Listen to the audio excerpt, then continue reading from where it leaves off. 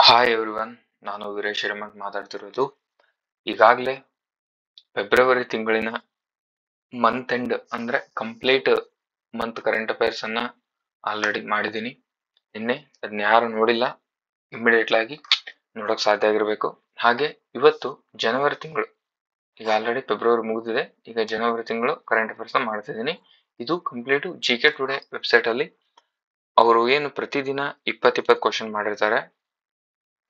Month end ಅಲ್ಲಿ ಅದನ್ನು filter ಮಾಡಿ 50 ಕ್ವಶನ್ಸ್, ಟಾಪ್ 50 ಕ್ವಶನ್ಸ್ ಅನ್ನ ವೆಬ್ಸೈಟ್ ಅಲ್ಲಿ ಅಪ್ಲೋಡ್ ಮಾಡಿರ್ತಾರೆ. ಅದೇ ಕ್ವಶನ್ಸ್ ಆಗಿರ್ತವೆ ಇದು. ಇದರಲ್ಲಿ ಕ್ವಶನ್ಸ್ ವಿತ್ ಎಕ್ಸ್ಪ್ಲನೇಷನ್ ಇರುತ್ತೆ. ಆ PDF ಕೂಡ ನಾನು ನಿಮಗೆ ಪ್ರೊವೈಡ್ ಮಾಡ್ತೀನಿ. ಅದನ್ನ ನಾನು ಡಿಸ್ಕ್ರಿಪ್ಷನ್ ನಲ್ಲಿ ಲಿಂಕ್ ಇರುವಂತಹ ಸ್ಟಡಿ ಝೋನ್ ಟೆಲಿಗ್ರಾಮ್ ಚಾನಲ್ ಅಲ್ಲಿ ಅದನ್ನ ಅಪ್ಲೋಡ್ ಮಾಡ್ತೀನಿ. ಅಲ್ಲಿ ಹೋಗಿ ನೀವು ಕಲೆಕ್ಟ್ ಮಾಡ್ಕೋಬಹುದು ಅಂತ ಹೇಳ್ತಾ, ಇನ್ನು ಯಾರು ಚಾನಲ್ಗೆ ಸಬ್ಸ್ಕ್ರೈಬ್ ಆಗಿಲ್ಲ ಸಬ್ಸ್ಕ್ರೈಬ್ ಆಗಿ ಕ್ಲಾಸಸ್ ಅನ್ನ ನೋಡಿ ಅಂತ ಹೇಳ್ತಾ ಇವತ್ತಿನ ಕ್ಲಾಸ್ ನ ಸ್ಟಾರ್ಟ್ ಮಾಡ್ತಾ ಇದ್ದೀನಿ. ಮೊದಲನೇ ಕ್ವಶನ್ ಏನಿದೆ ಅಂದ್ರೆ, ಇದು ಕಂಪ್ಲೀಟ್ ಕ್ವಶನ್ಸ್ ಥ್ರೋನೇ ಇರುತ್ತೆ. ಓಕೆನಾ, 50 ಕ್ವಶನ್ಸ್ ಕೂಡ ಕ್ವಶನ್ಸ್ ಥ್ರೋನೇ ಇರುತ್ತೆ. ಓಕೆ, ಮೊದಲನೇ ಕ್ವಶನ್, ಯಾವ ಸಂಸ್ಥೆಯು ಕ್ವಾಂಟಮ್ ಪ್ರೊಸೆಸರ್ ವಿಲೋ ಅನ್ನು ಬಿಡುಗಡೆ ಮಾಡಿದೆ? ಕ್ವಾಂಟಮ್ ಪ್ರೊಸೆಸರ್ ವಿಲೋ ಅನ್ನು ಬಿಡುಗಡೆ ಮಾಡಿದೆ ಯಾವ್ದಂತ ಅಂದ್ರೆ, ಅಮೆಜಾನ್, ಮೆಟಾ, ಗೂಗಲ್, ಮೈಕ್ರೋಸಾಫ್ಟ್ ಅಂತ ಆಪ್ಷನ್ ಕೊಟ್ಟಿದ್ದಾನೆ. ಇದಕ್ಕೆ ರೈಟ್ ಆನ್ಸರ್ ಯಾವ್ದಂದ್ರೆ ಗೂಗಲ್ ಅವರು ಬಿಡುಗಡೆ ಮಾಡಿದ್ದಾರೆ. ಇದರ ಉದ್ದೇಶ ಏನಂದ್ರೆ, ಪ್ರಾಯೋಗಿಕವಾಗಿ ಸಮಸ್ಯೆಗಳನ್ನು ಪರಿಹರಿಸಲು ಕ್ವಾಂಟಮ್ ಕಂಪ್ಯೂಟಿಂಗ್ ಗಳನ್ನು ಮುಂದುವರಿಸುವ ವಿಲ್ಲೋ ಕ್ವಾಂಟಮ್ ಕಂಪ್ಯೂಟರ್ಗಳನ್ನ ಮುಂದುವರಿಸುವ ವಿಲ್ಲೋ ಎಂಬ ಕ್ವಾಂಟಮ್ ಪ್ರೊಸೆಸರ್, ಇದೊಂದು ಕ್ವಾಂಟಮ್ ಪ್ರೊಸೆಸರ್ ಆಗಿರುತ್ತೆ. ಪ್ರೊಸೆಸರ್ ಅನ್ನು ಗೂಗಲ್ ಬಿಡುಗಡೆ ಮಾಡಿದೆ. ವಿಲ್ಲೋ ಎಂಬುದು 150 ಭೌತಿಕ ಕ್ವಿಟ್ಗಳನ್ನು ಹೊಂದಿದೆ ಮತ್ತು ಸಂಪೂರ್ಣ ಶೂನ್ಯ ತಾಪಮಾನದಲ್ಲಿ ಅಂದ್ರೆ -ಡಿಗ್ರಿಯಲ್ಲೂ ಕೂಡ ಕಾರ್ಯನಿರ್ವಹಿಸುತ್ತದೆ.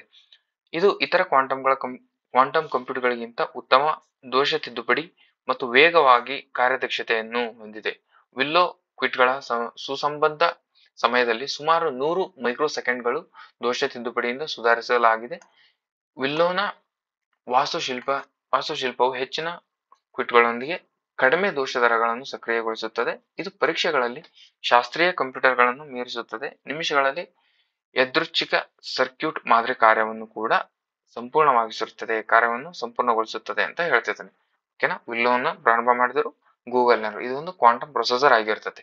ಓಕೆನಾ, ನೆಕ್ಸ್ಟ್ ಏಳನೇ ಕ್ವಶನ್ ಏನ್ ಕೇಳಿದಾನೆ, ಜೆನೆಟಿಕ್ ಇಂಜಿನಿಯರಿಂಗ್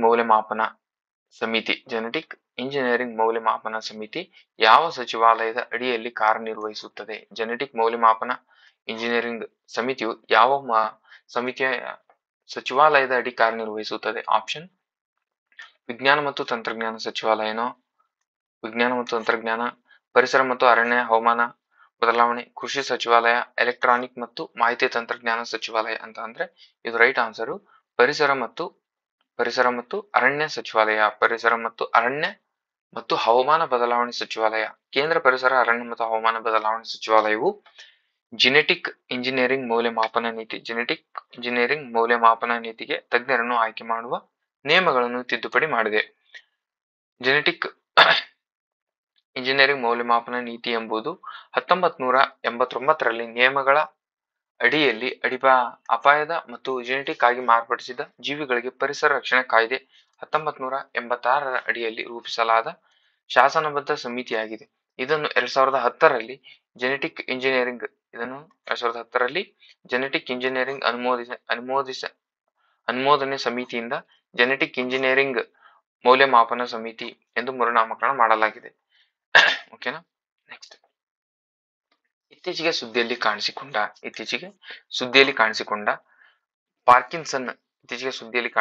ಪಾರ್ಕಿನ್ಸನ್ ಯಾವ ರೀತಿಯ ಕಾಯಿಲೆ? ಪಾರ್ಕಿನ್ಸನ್ ಎಂಬುದು ಯಾವ ರೀತಿಯ ಕಾಯಿಲೆ ಇದು ಅಂತ ಕೇಳ್ತಿದ್ದಾರೆ. ಪಾರ್ಕಿನ್ಸನ್ ಎಂಬುದು ಯಾವ ರೀತಿಯ ಕಾಯಿಲೆ? ಇದೊಂದು ಹೃದಯ ರಕ್ತನಾಳ ಕಾಯಿಲೆನೋ, ಅಥವಾ ನರವೈಜ್ಞಾನಿಕ ಅಸ್ವಸ್ಥತೆನೋ, ಅಥವಾ ಉಸಿರಾಟದ ಕಾಯಿಲೆನೋ, ಅಥವಾ ಆನುವಂಶಿಕ ಅಸ್ವಸ್ಥತೆನೋ ಅಂತ ಅಂದ್ರೆ, ಪಾರ್ಕಿನ್ಸನ್ ಎಂಬುವ ಕಾಯಿಲೆ ಇದು ಒಂದು ನರವೈಜ್ಞಾನಿಕ ಅಸ್ವಸ್ಥತೆಯ ಕಾಯಿಲೆ ಆಗಿರ್ತದೆ. ಮೆಲಟೋನಿನ್ ನ್ಯಾನೋ ಸೂತ್ರೀಕರಣವು ಅದರ ಉತ್ಕರ್ಷಣ ನಿರೋಧಕ ಮತ್ತು ನರ ರಕ್ಷಣಾತ್ಮಕ ಗುಣಗಳನ್ನು ಹೆಚ್ಚಿಸುತ್ತದೆ. ಓಕೆ, ವಿಜ್ಞಾನಗಳನ್ನು ತೋರಿಸುವುದು ಪಾರ್ಕಿನ್ಸನ್ ಕಾಯಿಲೆ ಚಿಕಿತ್ಸೆ ನೀಡುವ ಸಾಮರ್ಥ್ಯವನ್ನು ನೀಡುತ್ತದೆ. ಮೆಲಟೋನಿನ್ ಕತ್ತಲಿಗೆ ಪ್ರತಿಕ್ರಿಯೆಯಿಂದ ಪೀನಿಯಲ್ ಗ್ರಂಥಿಯಿಂದ ಸ್ರವಿಸುವ ನರ ಹಾರ್ಮೋನ್ ಆಗಿರುತ್ತದೆ. ಯಾವುದು? ಮೆಲಟೋನಿನ್ ಪೀನಿಯಲ್ ಗ್ರಂಥಿಯಿಂದ ಸ್ರವಿಸುವ ನರ ಹಾರ್ಮೋನ್ ಆಗಿರ್ತೈತೆ ಅಂತ ನೋಡ್ರಿ. ಓಕೆನಾ, ಇದು ಒಂದು ಪೀನಿಯಲ್ ಗ್ರಂಥಿಯಿಂದ ಬರ್ತೈತಿ. ಆ ಸ್ರವಿಸುವ ಹಾರ್ಮೋನ್ ಆಗಿದ್ದು ನಿದ್ರೆ ಎಚ್ಚರ ಚಕ್ರಗಳನ್ನು ನಿಯಂತ್ರಿಸುತ್ತದೆ. ಯಾವುದು ಮೆಲಟೋನಿನ್ ನಿದ್ರೆ ಮತ್ತು ಎಚ್ಚರ ಚಕ್ರಗಳನ್ನು ಕೂಡ ನಿಯಂತ್ರಿಸುತ್ತದೆ. ಇದು ಮಧ್ಯರಾತ್ರಿಯಲ್ಲಿ ಸ್ರವಿಸುವಿಕೆಯನ್ನು ಗರಿಷ್ಠಗೊಳಿಸುತ್ತದೆ. ಅಂದ್ರೆ ನೈಟ್ ಟೈಮಲ್ಲಿ ಮಧ್ಯರಾತ್ರಿಯಲ್ಲಿ ಸ್ರವಿಸುವಿಕೆಯನ್ನು ಗರಿಷ್ಠಗೊಳಿಸುತ್ತದೆ ಮೆಲಟೋನಿನ್. ಬೆಳಿಗ್ಗೆ ಕ್ರಮೇಣ ಕಡಿಮೆಯಾಗಿ ಪಾರ್ಕಿನ್ಸನ್ ಕಾಯಿಲೆಯು ಚಲನೆ ಸಮತೋಲನ ಮತ್ತು ನರಮಂಡಲದ ಮೇಲೆ ಪರಿಣಾಮ ಬೀರುವ ಪ್ರಗತಿಶೀಲ ನರವೈಜ್ಞಾನಿಕ ಅಸ್ವಸ್ಥತೆಯಾಗಿದ್ದು, ಪಿಡಿ ಸರಾಸರಿ ಪ್ರಾರಂಭಿಕ ವಯಸ್ಸು 60 ಪುರುಷರ ಮಹಿಳೆಯರಿಗಿಂತ ಹೆಚ್ಚಾಗಿ ಪರಿಣಾಮ ಬೀರುತ್ತದೆ. ಪಾರ್ಕಿನ್ಸನ್ನ ಅಪಾಯವು ವಯಸ್ಸಾದಂತೆ ಸ್ವಾಭಾವಿಕವಾಗಿ ಹೆಚ್ಚಾಗುತ್ತದೆ. ಇದು ಒಂದು ನರವೈಜ್ಞಾನಿಕ ಅಸ್ತವ್ಯಸ್ತತೆ ಆಗಿರುತ್ತದೆ ಪಾರ್ಕಿನ್ಸನ್. ಓಕೆನಾ, ಇದು ಮೆಲಟೋನಿನ್ ಪ್ರತಿಕ್ರಿಯೆಯಾಗಿ ಪೀನಿಯಲ್ ಗ್ರಂಥಿಯಿಂದ ಸ್ರವಿಸುವ ನರ ಹಾರ್ಮೋನ್ ಆಗಿರುತ್ತದೆ. ಓಕೆನಾ, ನೆಕ್ಸ್ಟ್ ಸುದ್ದಿಗಳಲ್ಲಿ ಕಂಡುಬರುವ ಹತಿದ ದುರ್ಗಾವತಿ ಪಂಪ್ಡ್ ಸ್ಟೋರೇಜ್ ಪ್ರಾಜೆಕ್ಟ್ ಯಾವ ರಾಜ್ಯಕ್ಕೆ ಸಂಬಂಧಿಸಿದೆ? ಪಂಪ್ಡ್ ಸ್ಟೋರೇಜ್ ಪ್ರಾಜೆಕ್ಟ್ ಯಾವ ರಾಜ್ಯಕ್ಕೆ ಸಂಬಂಧಿಸಿದೆ? ಬಿಹಾರ್, ಜಾರ್ಖಂಡ್, ಒಡಿಶಾ, ಗುಜರಾತ್ ಅಂತ ಕೊಟ್ಟಿದ್ದಾನೆ. ಹದಾತಿ ದುರ್ಗಾವತಿ ಪಂಪ್ಡ್ ಸ್ಟೋರೇಜ್ ಪ್ರಾಜೆಕ್ಟ್ ಯಾವ ರಾಜ್ಯಕ್ಕೆ ಸಂಬಂಧಿಸಿದೆ ಅಂದ್ರೆ ಬಿಹಾರ್, ಜಾರ್ಖಂಡ್, ಗುಜರಾತ್, ಒಡಿಶಾದಲ್ಲಿ. ಇದು ರೈಟ್ ಆನ್ಸರ್. ಬಿಹಾರದಲ್ಲಿ ಸಂಬಂಧಿಸಿದೆ ಇದು. ಓಕೆ, ಬಿಹಾರದಲ್ಲಿ ಸಂಬಂಧಿಸಿದೆ.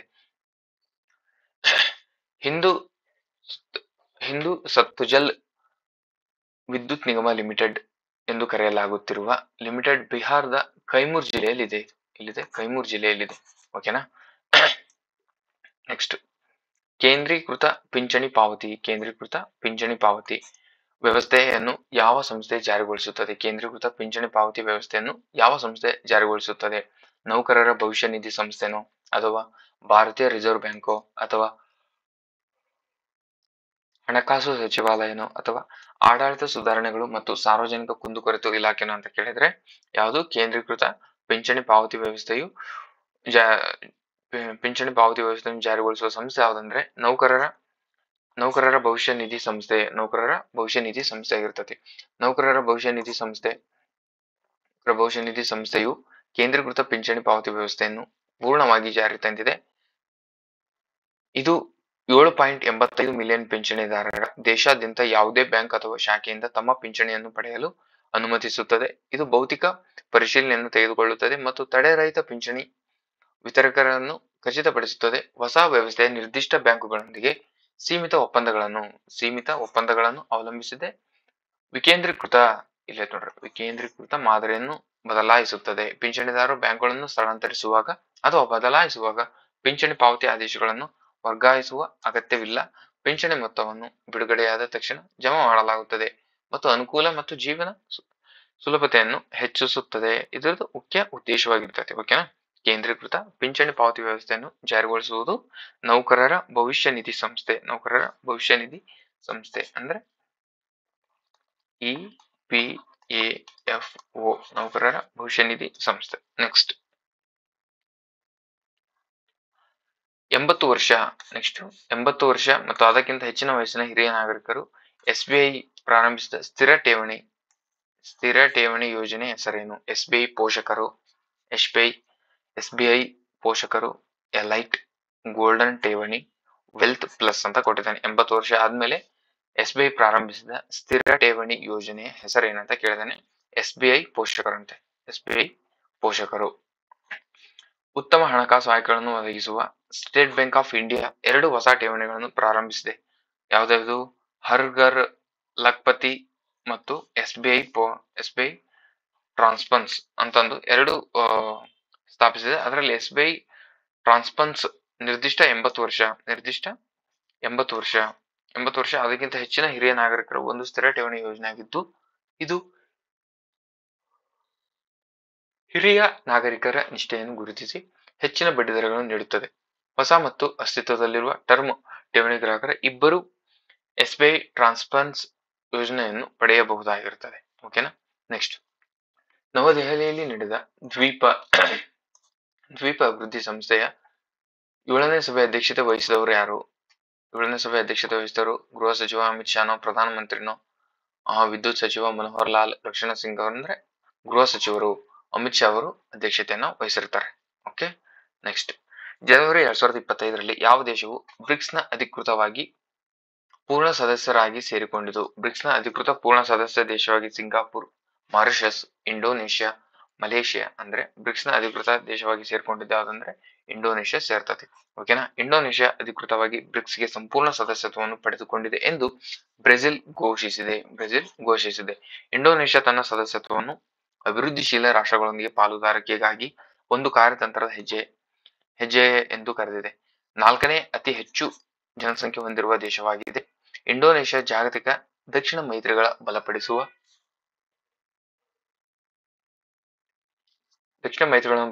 ಗುರಿಯನ್ನು ಹೊಂದಿದೆ.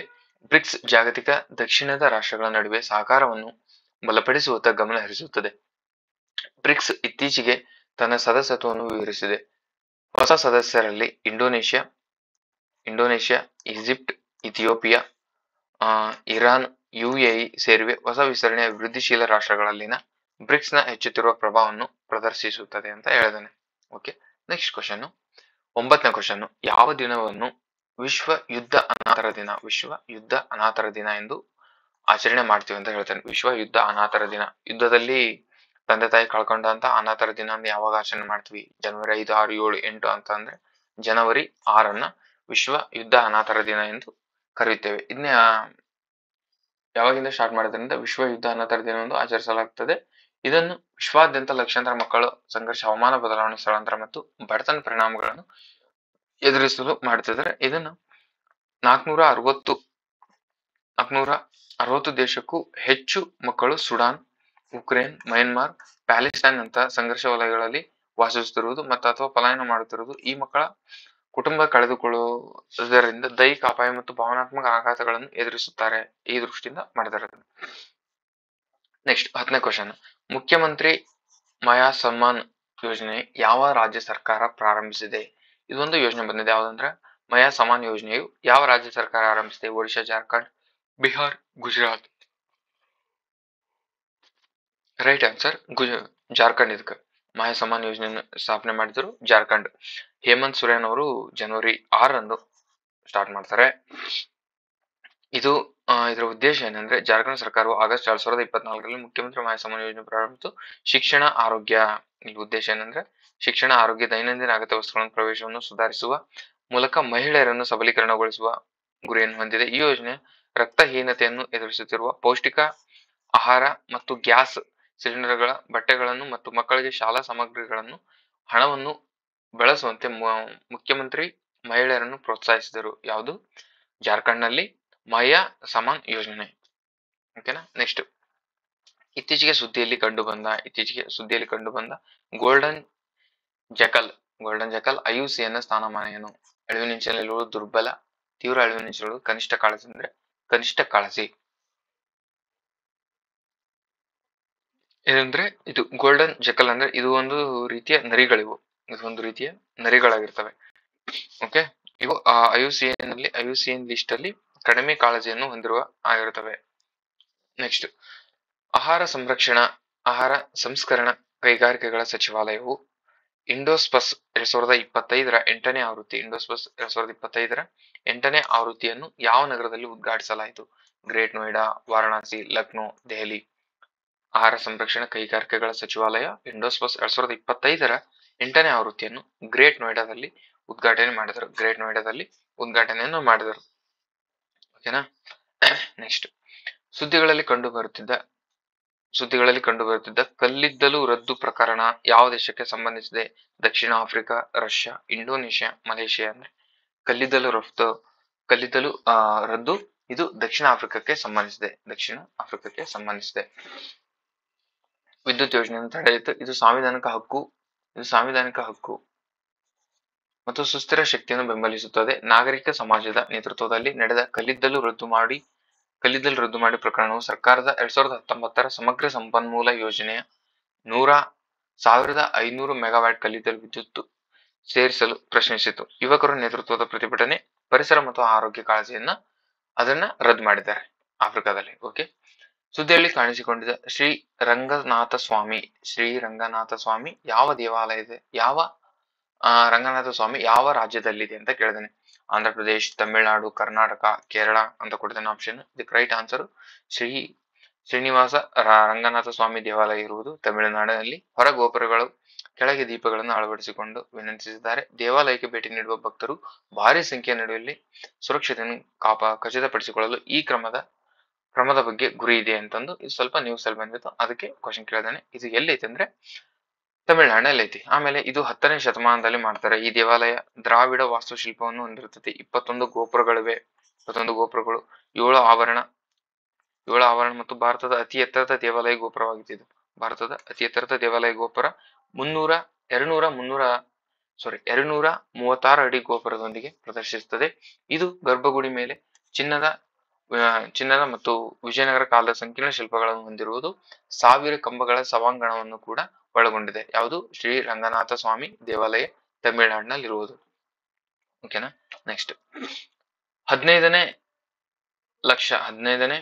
Lakh cup tournament 10 meter air rifle ಸ್ಪರ್ಧೆಯಲ್ಲಿ ಚಿನ್ನದ ಪದಕ ಗೆದ್ದವರು ಯಾರು? ಮೋಹಿತ್ ಗೌಡ, ಕಿರಣ್ ಜಾಧವ್, ಐಶ್ವರಿ ಪ್ರತಾಪ್ ಸಿಂಗ್, ಆಕಾಶ್ ಭಾರದ್ವಾಜ್ ಅಂತ ಕೊಡ್ತೇನೆ. ಇದಕ್ಕೆ right answer Kiran Bharadwaj. Right answer Kiran Bharadwaj. 15ನೇ ಕಪ್ನಲ್ಲಿ ನೌಕಾಪಡೆಯ ಕಿರಣ್ ಜಾಧವ್ ಅವರು 10 ಮೀಟರ್ ಏರ್ ರೈಫಲ್ ಚಿನ್ನ ಗೆದ್ದರು. ಜಾಧವ್ ಅವರು 251.7 ಅಂಕಗಳನ್ನು ಗಳಿಸಿ 2018ರಿಂದ ವರ್ಷಗಳ ಫೈನಲ್ಸ್ ಅಲ್ಲಿ ನಂತರ ಅವರು ಮೊದಲ ಗೆಲುವು ಸಾಧಿಸಿದರು. ಮಹಾರಾಷ್ಟ್ರದ ಗಜಾನನ ಖಂಡೇಗಾಲೆ 250.9 ಅಂಕಗಳೊಂದಿಗೆ 2ನೇ ಸ್ಥಾನ ವಹಿಸಿದ್ದಾರೆ. ಯಾರು? ಮಹಾರಾಷ್ಟ್ರದರು 2ನೇ ಸ್ಥಾನ ವಹಿಸಿದ್ದಾರೆ. ನೆಕ್ಸ್ಟ್, ಭಾರತದ ಎಐ ಮಿಷನ್ ಜೊತೆ ಎಐ ಚಾಲಿತ ಪಾಲುದಾರಿಕೆಯನ್ನು ಯಾವ ಸಂಸ್ಥೆ ಘೋಷಿಸಿದೆ? ಈಗ ಎಐ ಮಿಷನ್ ಇದೆ, ಅದರ ಜೊತೆಗೆ ಎಐ ಚಾಲಿತ ಪಾಲುದಾರಿಕೆಯನ್ನು ಯಾವ ಸಂಸ್ಥೆ ಘೋಷಿಸಿದೆ? ಅಮೆಜಾನ್, ಗೂಗಲ್, ಮೈಕ್ರೋಸಾಫ್ಟ್, ಮೆಟಾ ಅಂತ ಕೇಳಿದ್ರೆ ಇದಕ್ಕೆ ರೈಟ್ ಆನ್ಸರ್ ಮೈಕ್ರೋಸಾಫ್ಟ್ ಅವರು ಸಿಇಒ ಸತ್ಯ ನಾಡೆಲ್ಲ ಅವರು 2026ರ ವೇಳೆಗೆ 5 ಲಕ್ಷ ಜನರನ್ನು ಕೌಶಲ್ಯಗೊಳಿಸುವ ಸಮಗ್ರ ಬೆಳವಣಿಗೆಯನ್ನು ಉತ್ತೇಜಿಸಲು ಭಾರತದಲ್ಲಿ ಎಐ ಮಿಷನ್ ಪಾಲುದಾರಿಕೆಯನ್ನು ಘೋಷಿಸಿದರು. ಭಾರತಾದ್ಯಂತ ಎಐ ನಾವೀನ್ಯತೆ, ಉತ್ಪಾದಕತೆ ಮತ್ತು ಪಾಲ್ಗೊಳ್ಳುವಿಕೆಯನ್ನು ಹೆಚ್ಚಿಸಲು ಒಂದು ಒಪ್ಪಂದಕ್ಕೆ ಸಹಿ ಹಾಕಲಾಯಿತು. ಎಐ ಕ್ವಾಲಿಟೀಸ್ ಎಂಬ ಎಐ ಶ್ರೇಷ್ಠತಾ ಕೇಂದ್ರವನ್ನು ಹ್ಯಾಕಥಾನ್ಗಳು ಮತ್ತು ಪರಿಹಾರಗಳ ಮೂಲಕ 1 ಲಕ್ಷ ಡೆವಲಪ್ಮೆಂಟ್ಗಳು ಮತ್ತು ಗ್ರಾಮೀಣ ಎಐ ನ್ಯಾವಿಗೇಷನ್ ಅನ್ನು ಬೆಂಬಲಿಸುತ್ತದೆ ಮಾಡಿದರು ಮೈಕ್ರೋಸಾಫ್ಟ್ನವರು. ಓಕೆ. ನೆಕ್ಸ್ಟ್, ರಾಷ್ಟ್ರೀಯ ಸಾವಯವ ಉತ್ಪಾದನಾ ಕಾರ್ಯಕ್ರಮ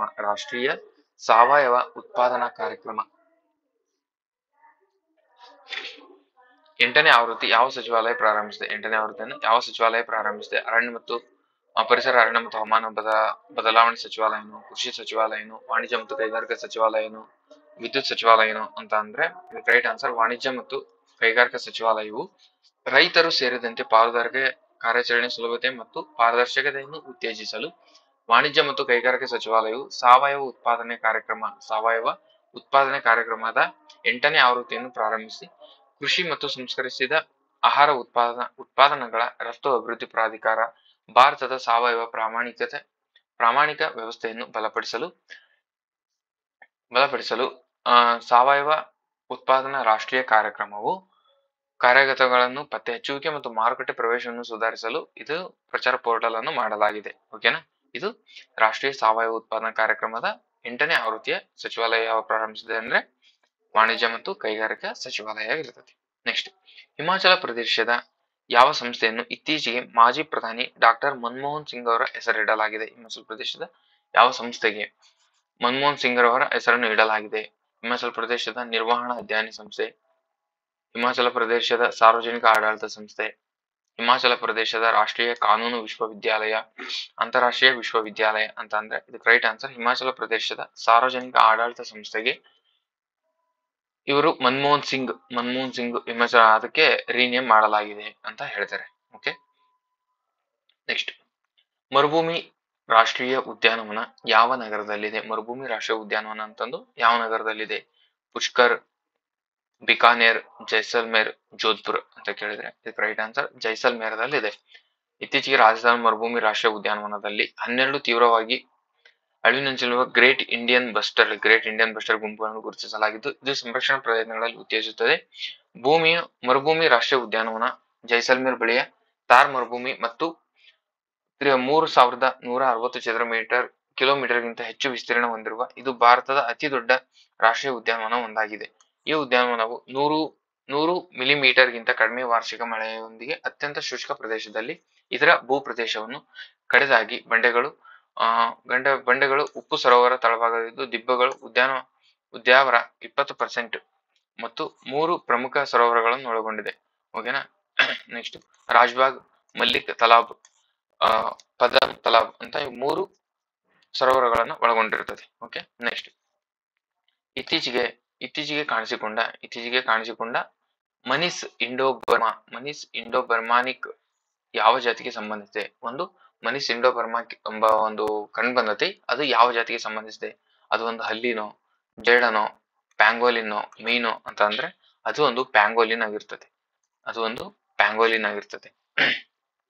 ಓಕೆನಾ. ಅದರ ಹೆಸರೇನಂದ್ರೆ ಬರ್ಮಿಸ್ ಪ್ಯಾಂಗೋಲಿನ್. ಮೆನಿಸ್ ಇಂಡೋ ಬರ್ಮಾನಿಕ್ ಅಂತ ಕೂಡ ಕರೀತಾರೆ. ಅದು ಮನಿಸ್ ಇಂಡೋ ಬರ್ಮಾಕ್ ಅಂತ ಕೂಡ ಕರೀತಾರೆ. ಅದೆಲ್ಲಿ ಕಂಡು ಬಂದತೆ ಅಂದ್ರೆ ಅರುಣಾಚಲ ಪ್ರದೇಶದಲ್ಲಿ ಕಂಡುಬಂದತಿ. ಈ ಪ್ರಭೇದವು ಚೈನೀಸ್ ಮತ್ತು ಇಂಡಿಯನ್ ಪ್ಯಾಂಗೋಲಿನ್ ಗಳಿಗಿಂತ ತಳಿ ಭಿನ್ನವಾಗಿದೆ. ಈ ಜೆನೆಟಿಕ್ ವಿಶ್ಲೇಷಣೆ ಚೀನಿ ಪ್ಯಾಂಗೋಲಿನ್ ಗಿಂತ 8% ವ್ಯತ್ಯಾಸವನ್ನು ತೋರಿಸುತ್ತದೆ ಅಂತ ಹೇಳ್ತಾರೆ. ಓಕೆ. ನೆಕ್ಸ್ಟ್ ಬೆಳ್ಳಿಯ ನ್ಯಾವೋವೈರ್ ಆಧಾರಿತ ವಾಹಕಶಾಹಿ ತಂತ್ರಜ್ಞಾನ ಅಭಿವೃದ್ಧಿಪಡಿಸುವ ಯೋಜನೆಗೆ ಯಾವ ಸರ್ಕಾರಿ ಸಚಿವಾಲಯವು ಹಣಕಾಸನ್ನು ಒದಗಿಸುತ್ತದೆ ಅಂತ ಕೇಳಿದ್ರೆ, ಇದಕ್ಕೆ ಭಾರಿ ಎಲೆಕ್ಟ್ರಾನಿಕ್ ಸಚಿವಾಲಯನೋ, ಎಲೆಕ್ಟ್ರಾನಿಕ್ ಮತ್ತು ಮಾಹಿತಿ ತಂತ್ರಜ್ಞಾನ ಸಚಿವಾಲಯನೋ, ವಿಜ್ಞಾನ ಮತ್ತು ತಂತ್ರಜ್ಞಾನ ಸಚಿವಾಲಯನೋ, ಸೂಕ್ಷ್ಮ ಸಣ್ಣ ಮತ್ತು ಮಧ್ಯಮ ಉದ್ಯಮಗಳ ಸಚಿವಾಲಯನೋ ಅಂತ ಅಂದ್ರೆ ಎಲೆಕ್ಟ್ರಾನಿಕ್ ಮತ್ತು ಮಾಹಿತಿ ತಂತ್ರಜ್ಞಾನ ಸಚಿವಾಲಯ ಆಗಿರ್ತದೆ. ನೆಕ್ಸ್ಟ್ ಮಾಹಿತಿ ತಂತ್ರಜ್ಞಾನ ಸಚಿವಾಲಯ ಆಗಿರ್ತದೆ. ನೆಕ್ಸ್ಟ್ ಅಲಂಕರಿ ಚಿತ್ರಕಲೆಯನ್ನು ಪ್ರಮುಖವಾಗಿ ಯಾವ ರಾಜ್ಯದಲ್ಲಿ ಅಭ್ಯಾಸ ಮಾಡಲಾಗುತ್ತದೆ? ಅಲಂಕರಿ ಚಿತ್ರಕಲೆಗಳನ್ನು ಯಾವ ರಾಜ್ಯದಲ್ಲಿ? ಮಹಾರಾಷ್ಟ್ರ, ಒಡಿಶಾ, ಉತ್ತರ ಪ್ರದೇಶ, ಆಂಧ್ರ ಪ್ರದೇಶ ಅಂದ್ರೆ ಇದಕ್ಕೆ ರೈಟ್ ಆನ್ಸರ್ ಆಂಧ್ರ ಪ್ರದೇಶದಲ್ಲಿ ಮಾಡಲಾಗುತ್ತದೆ ಇದನ್ನ. ಓಕೆನಾ. ಕುಶಲಕರ್ಮಿಗಳು ಕಲಾಂತರ ವರ್ಣಚಿತ್ರಗಳನ್ನು ಹೊಂದಿರುವ ಬಿದಿರಿ ನೇಯ್ಗೆ ಪೆಟ್ಟಿಗೆ ರಾಷ್ಟ್ರಪತಿ ಭವನದಲ್ಲಿ ಪ್ರದರ್ಶಿಸಲಾಯಿತು. ಅದಕ್ಕೆ ಸುದ್ದಿ ಅಲ್ಲಿತ್ತು. ಅಲಂಕರಿ ಪ್ರದರ್ಶನ ಆಂಧ್ರ ಪ್ರದೇಶದ ಜನರಿಂದ ಜನಪ್ರಿಯ ಕೈಯಿಂದ ಚಿತ್ರಿಸಿದ ಅಥವಾ ಬ್ಲಾಕ್ ಮುದ್ರಿತ ಹತ್ತಿ ಜವಳಿ ಮತ್ತು ಕಲಾ ಪ್ರಕಾರವಾಗಿದೆ. ಓಕೆನಾ.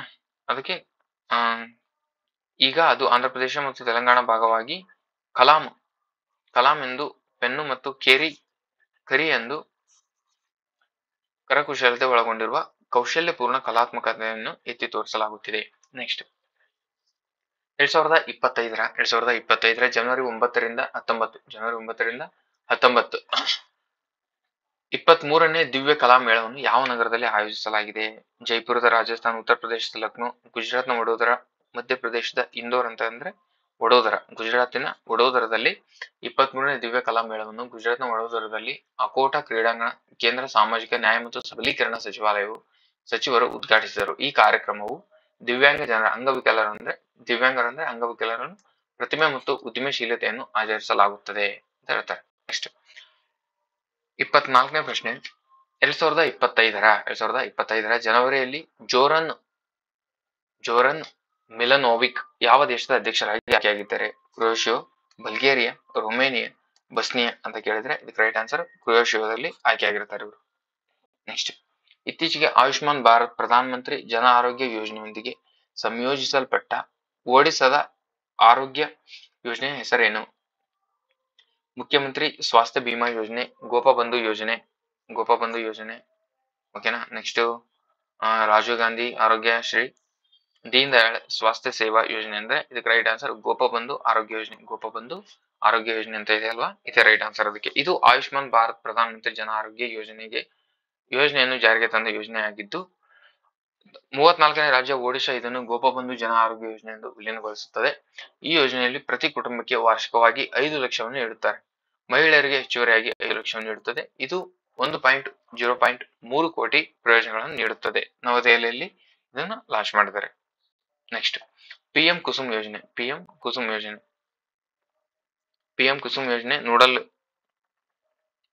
ನೋಡಲ್ ಸಚಿವಾಲಯ ಯಾವುದು ಅಂತ ಕೇಳ್ತಿದ್ದಾನೆ. ಇದಕ್ಕೆ ರೈಟ್ ಆನ್ಸರ್ ಯಾವ್ದಂದ್ರೆ ಹೊಸ ಮತ್ತು ನವೀಕರಿಸಬಹುದಾದ ಇಂಧನ ಸಚಿವಾಲಯ, ಕೃಷಿ ಸಚಿವಾಲಯ, ಕೃಷಿ, ಜಲಶಕ್ತಿ, ಗ್ರಾಮೀಣಾಭಿವೃದ್ಧಿ ಸಚಿವಾಲಯ ಅಂದ್ರೆ ಪಿಎಂ ಕುಸುಮ್ ಇದು ಹೊಸ ಮತ್ತು ನವೀಕರಿಸಬಹುದಾದ ಇಂಧನ ಸಚಿವಾಲಯ. ರಾಜಸ್ಥಾನದಲ್ಲಿ ಪಿಎಂ ಕುಸುಮ್ ಘಟಕ 1 ಯೋಜನೆಯನ್ನು ಹೆಚ್ಚುವರಿಯಾಗಿ 50,000 ಮೆಗಾವ್ಯಾಟ್ ಹಂಚಿಕೆಯೊಂದಿಗೆ ಪಡೆದುಕೊಂಡಿದೆ. ಈ ಯೋಜನೆ ಮಾರ್ಚ್ 2026 ಇದನ್ನ ಕೇಳ್ತಾರೆ ನೋಡ್ರಿ.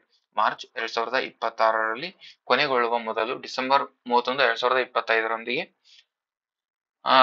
ಕಾರ್ಯಾರಂಭ ಮಾಡುವ ಗುರಿಯನ್ನು ಹೊಂದಿದೆ. ಈ ಯೋಜನೆ 2019ರಲ್ಲಿ ಪ್ರಾರಂಭಿಸಲಾಯಿತು.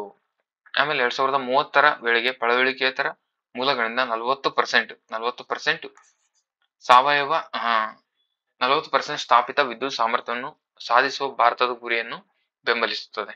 ಓಕೆ, ಪಿಎಂ ಕುಸುಮ್ ಪೋರ್ಟಲ್ ಮೂಲಕ ಪ್ರಗತಿ ನವೀಕರಣವನ್ನು ಅಗತ್ಯವಿದೆ. ನೆಕ್ಸ್ಟ್, ರಾಷ್ಟ್ರೀಯ ನವೋದ್ಯಮ 27ನೇ ಕ್ವಶನ್. ರಾಷ್ಟ್ರೀಯ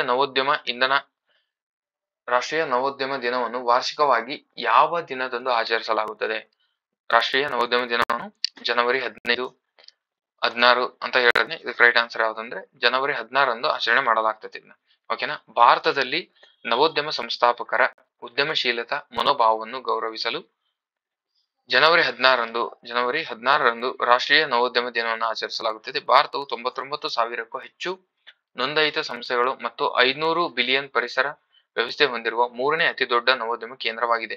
2016ರಲ್ಲಿ ಪ್ರಾರಂಭಿಸಲಾದ ನವೋದ್ಯಮ ಭಾರತದ ಯೋಜನೆಯು ಆರ್ಥಿಕ ಪ್ರೋತ್ಸಾಹ ಮತ್ತು ಸರಳೀಕೃತ ಕಾರ್ಯವಿಧಾನಗಳೊಂದಿಗೆ ನವೋದ್ಯಮಗಳಿಗೆ ಬೆಂಬಲ ವಾತಾವರಣವನ್ನು ಬೆಳೆಸುತ್ತದೆ.